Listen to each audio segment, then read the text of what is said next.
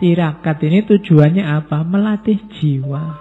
Yang utama apa? Biar kita tidak tergantung oleh yang di luar diri. Sumber dari semua problem, banyak problem hari ini itu keterikatan-keterikatan kita. Dalam hidup kita sering kadang-kadang mengikatkan diri dalam hal yang seharusnya kita nggak terikat di situ.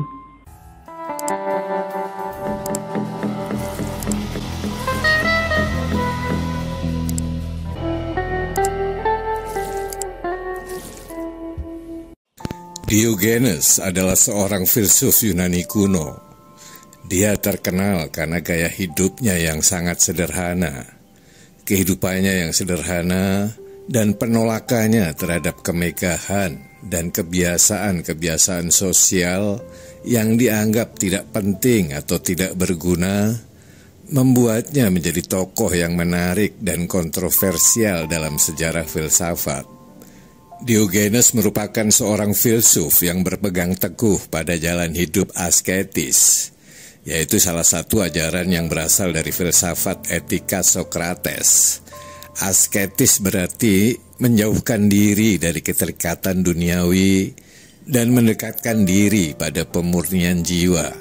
Dalam falsafah Jawa, asketis dikenal dengan istilah tirakat, dan dalam Islam dikenal dengan puasa. Namun puasa dalam makna yang luas, bukan hanya menjauhkan diri dari makanan dan minuman, tapi juga menjauhkan diri dari segala bentuk keterikatan duniawi demi tujuan hidup jangka panjang. Menurut Diogenes, menjalani hidup dengan bertirakat juga berarti melatih diri untuk mencapai kebebasan, yaitu kesanggupan manusia untuk memilih dan menentukan diri untuk tidak terikat oleh apapun di luar dirinya. Diogenes berkeyakinan bahwa kebahagiaan sejati tidak tergantung pada kekayaan materi atau kenyamanan duniawi, tetapi lebih kepada kebebasan seseorang dari keinginan-keinginan dan ketergantungan. Untuk bentuk konkret pengendalian dirinya apa? Semangat hidup yang asketis. Namanya, kalau bahasa Jawa namanya tirakat. Kalau agama namanya puasa. Puasa tidak cuma puasa makanan.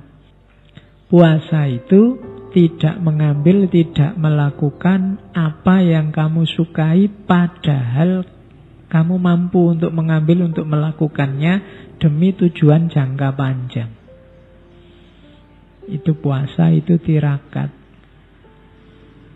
Kalau ada orang kok melekan, tahajud misalnya malam hari sekian puluh, sekian ratus rakaat, itu bukan berarti dia tidak bisa tidur. Bisa tidur, tapi dia milih tahajud. Itu namanya tirakat. Kalau Ramadan itu kan kamu tirakat, kamu puasa. Bukan berarti kamu tidak punya uang untuk beli makan. Punya, tapi kamu milih puasa, milih tidak makan. Itu namanya tirakat. Tirakat ini tujuannya apa? Melatih jiwa. Yang utama apa? Biar kita tidak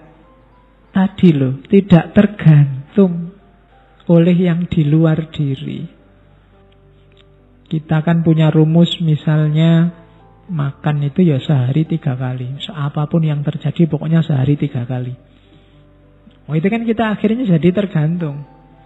Kadang-kadang masih kenyang juga tetap makan. Loh, kamu tadi baru nyemil banyak. Enggak, Pak, sekarang sudah waktunya makan. Jadi makannya sekarang karena waktu. Ada aturan yang menggantungmu.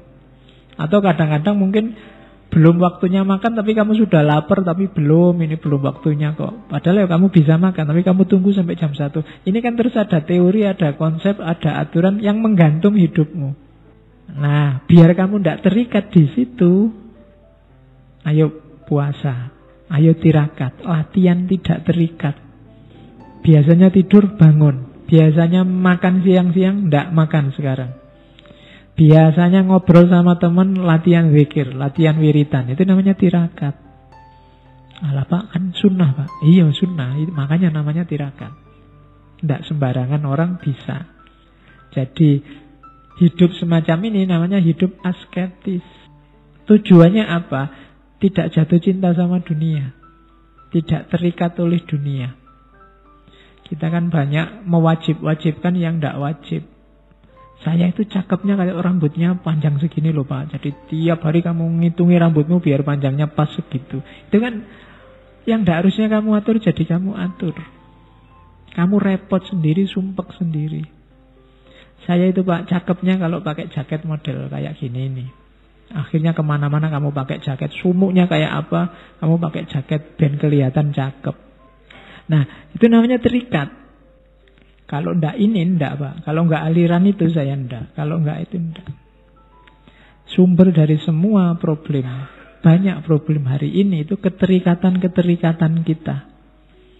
Dalam hidup kita sering kadang-kadang mengikatkan diri dalam hal yang seharusnya kita nggak terikat di situ. Hanya nuruti emosi, ambisi.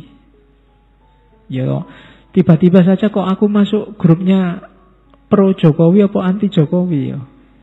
Hubungannya apa aku sama Jokowi? Tapi kok tiba-tiba aku ada di situ, kamu sendiri mengikatkan dirimu di situ.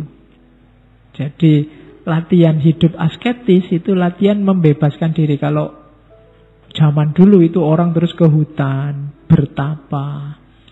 Kalau dalam Islam namanya uzlah. Itu melatih diri, melatih jiwa. Biar apa? Biar tidak banyak terikat oleh dunia. Itu yang dilakukan oleh Diogenes. Cuma Diogenes tidak lari ke hutan. Di tengah kota, tapi hidup di dalam tong. Di dalam timba besar. Tidur di situ. Terus kalau ada orang lewat, bawa makanan dia minta. Hidupnya dikelilingi anjing-anjing dan seterusnya.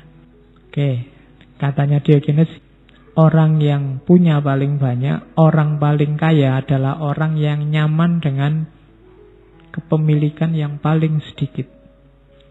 Kamu tidak punya apa-apa kok merasa nyaman, berarti kamu paling kaya. Dibandingkan yang punya segalanya masih merasa kurang. Kalau kamu ingin jadi orang kaya, tidak usah merancang besok ingin ngelamar kerja di mana. Latihlah mentalmu untuk bisa menerima yang sedikit. Bersyukur dengan minimal yang kamu miliki hari ini. Saat ini juga kamu jadi orang kaya. Tidak usah nunggu besok. Kesuwen. Kamu ngerancang-ngerancang ngelamar kemana-mana nanti tidak diterima terus nangis, stres, sumpek. Kalau sekedar ingin kaya tujuanmu. Kaya itu kan tidak urusan kuantitas sebenarnya. Urusan orang merasa cukup dan merasa lebih. Maka katanya Diogenes, rumusnya makanya jangan keluar tapi ke dalam. Terimalah apapun kondisimu hari ini, maka kamu jadi orang kaya, sudah selesai. Jadi keistimewaan Tuhan, itu Tuhan tidak butuh apa-apa. Karena Tuhan yang menciptakan segalanya. Yang membuat Tuhan istimewa kan itu. Lam yalid wa lam yulad. Enggak terikat sama sekali oleh dunia. Tuhan tidak butuh apa-apa. Dan keistimewaan para God-like men, manusia yang seperti Tuhan, para wali adalah one little. Butuhnya sedikit saja. Itu yang membuat mereka istimewa. Baik. Saya kira itu, insya Allah kita ketemu lagi minggu depan. Kurang lebihnya mohon maaf. Wallahul muwaffiq, wallahu a'lamu bissawab. Wassalamualaikum warahmatullahi wabarakatuh. Waalaikumsalam warahmatullahi wabarakatuh.